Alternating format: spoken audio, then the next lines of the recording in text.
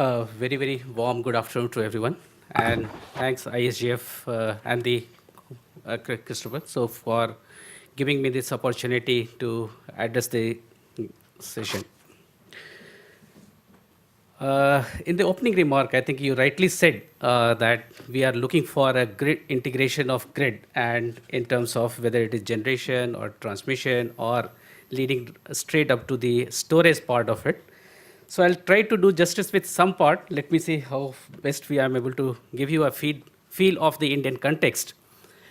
If you look at this share of RE generation today in the country, in India, we have RES of around 60,000 megawatt, and the total of 3,30,000 odd capacity, with a share of around 18%. Of course, it has slightly gone up. If I take the figure of January, it will be 3,34,000 right now, with a share of around 18.8%, so roughly around 19%. You rightly said that we had a commitment which was signed pursuant to the climate summit in France, and the commitment, as far as India is concerned, we are committed to have this share going up to 40% by 2030. I would like to inform at this juncture here is we have already planned the capacities, and by the year 2022 itself, we will be touching a figure of 37%. And hopefully by 2027, we will be crossing the 40% mark and reaching up to around 50% of the target. How we will be doing it is virtually through a capacity of 1,75,000, which is a well-known figure to all of you, I hope, which consists of 1 lakh megawatt of solar, and out of which today's topic, which is regarding the solar rooftop, we have targeted something like 40,000 megawatt. Which is supposed to be installed. Of course, right now the progress is very, very slow and meager. I don't know how to really accelerate this pace. Ministry of Power from a policy side, as well as Ministry of New and Renewable Energy from other perspective, both of us are really targeting that we should accelerate this pace so that we are able to achieve this target. Regarding the potential part of it, this graph only shows that where do we have the potential. You can see it is either in the western side, mostly in the western side, we have the potential as far as solar as well as wind, which has been mapped by different people. It's just a rough idea which gives. And I'll just try to superimpose this with the conventional sector what we have in the country. If you look at it, we have the Himachal as well as Jammu and Kashmir with a rich hydro potential, and northeast, and coal belt in the eastern region. So if you take the two slides superimposed with each other, you will find that the two resources are not at the same place. And this is a very, very good thing for India, and this is going to help us in integrating it in a better manner so that we are able to complement the two with a nice, with a lesser amount of transmission.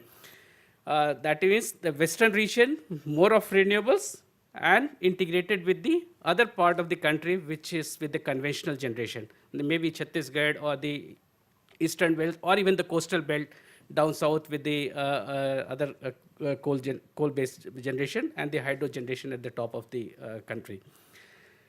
This is going to be helped because we have already planned. We had high capacity corridors, what we had planned, which is going to integrate even the northeastern part or even the top of the country and crisscrossing each other.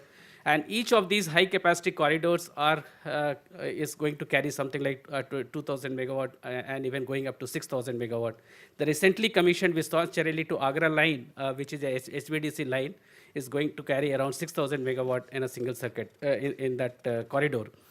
So this is how under the major policy decisions we had taken much earlier, and almost most of these corridors are in place. Besides this, to give a focus to the renewables as such, we did start with the green energy corridors. And this map shows the perspective plan up to 2030, what we had, and some of it is already in progress in almost renewable rich states, which has been funded partly by the Government of India and partly by the other banks. And this includes not only the transmission lines, but the major part of it is going to be invested in the, I mean, we did give a focus on to the Renewable Energy Management Center, which is going to be the key if we have to really develop the renewables in the country. As far as the policy enablers for renewable energy is concerned, I'll start with, we do have some mention in the Electricity Act, which is our mother act as such. And through the tariff policy, we do have renewable purchase obligations, which has been given to the obligated entities. And there is a mention of renewable generation obligation as well. It has not yet taken off. We are just waiting for a right time to introduce this topic as well, so that the generator also have some obligation towards the renewables, particularly the coal-based units, which are contributing towards the carbon emissions as such. Then we have already given the must-run status to the RE to the extent of technical limits. Development of green energy corridor, I have already said. And then next was the guidelines for bidding of solar and wind.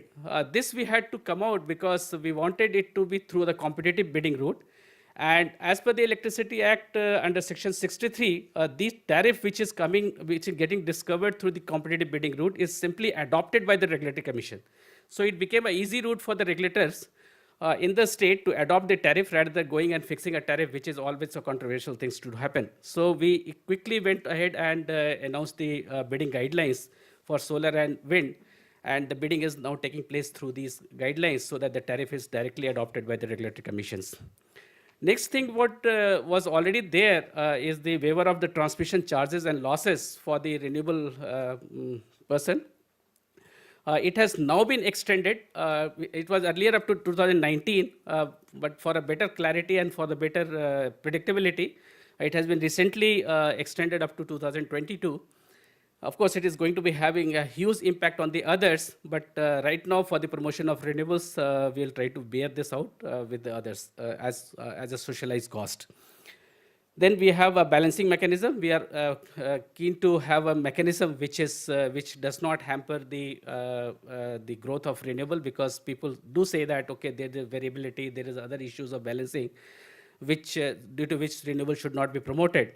But we are geared to take care of all this through the mechanism of either ancillary services or even the flexibility of thermal generations or whatever mechanisms that we would like to introduce in the system.